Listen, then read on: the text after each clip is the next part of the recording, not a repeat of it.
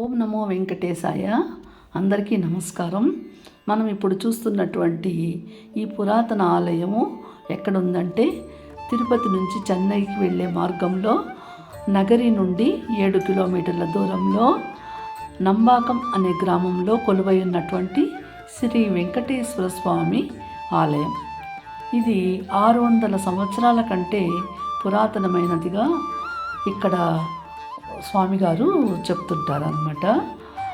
ఈ గుడి 600 ఏళ్లకు ముందు ఒక భక్తుడు గుడికి వెళ్ళలేక వెంకటేశ్వర స్వామికి తిరుమలకి ప్రార్థనతో వేడుకున్నప్పుడు స్వామివారి ఇక్కడ ప్రత్యక్షమైనట్లుగా ప్రసన్నమైనట్లుగా పెద్దవాళ్ళ యొక్క చెప్పడం అన్నమాట జరిగింది. ఈ వెంకటేశ్వర స్వామికి ప్రసన్న వెంకటేశ్వర స్వామి అనేటువంటి నామం కలదు. ఈ లోపల చక్కగా ఉత్సవమూర్తులు కొలువై ఉన్నారు. గోదాదేవి, తర్వాత అమ్మవారు దేవేరులు కొలువై ఉన్నారు. అమ్మవారికి నిత్య పూజలు ఇక్కడ జరుగుతాయి. స్వామివార్లకు రోజు కూడా నిత్య పూజలు నిర్వహిస్తున్నారు ఇక్కడ పూజారులు. అలాగే నంబాకం తిరుమల కుమార నంబాకం తాతాచార్యులు వారు ఇంటి పేరు గల వాళ్ళు ఈ గుడిని సంరక్షిస్తున్నారు. ఇక్కడ శ్రీదేవి భూదేవి సమేత వెంకటేశ్వర స్వామి కొలువై ఉన్నారు. ఉత్సవమూర్తులు ఇక్కడ ఉన్నారు.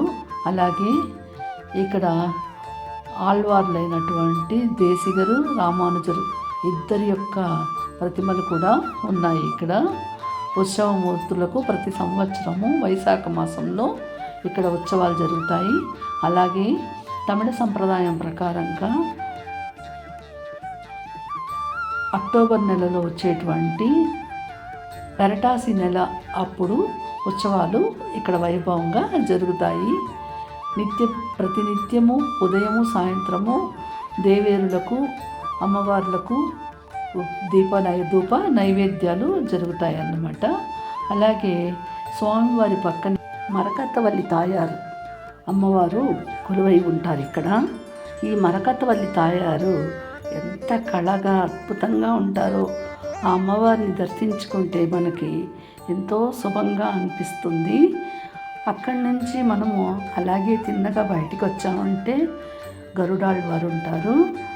గరుడాళ్వారిని దర్శించుకొని మనము ఆయన యొక్క అభిమానానికి పాత్రలవుతూ ప్రాకారం తిరుగుతూ ఉన్నప్పుడు ప్రాకారంలో ఇక్కడ మనకి సూర్యనారాయణ స్వామి కొలువై ఉంటారు.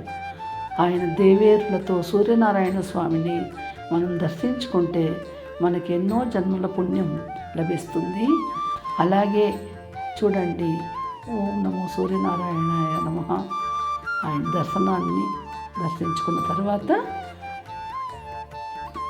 మనం అక్కడి నుంచి తిన్నగా అలాగే ప్రాకారం తిరుగుతూ ఉన్నామంటే ఎంతో మంచి మంచి దేవతా వృక్షాలు, ప్రకృతిని మైమరిపించే ఆహ్లాదకరమైనటువంటి వాతావరణం ఇక్కడ మనకి దర్శనమిస్తుంది.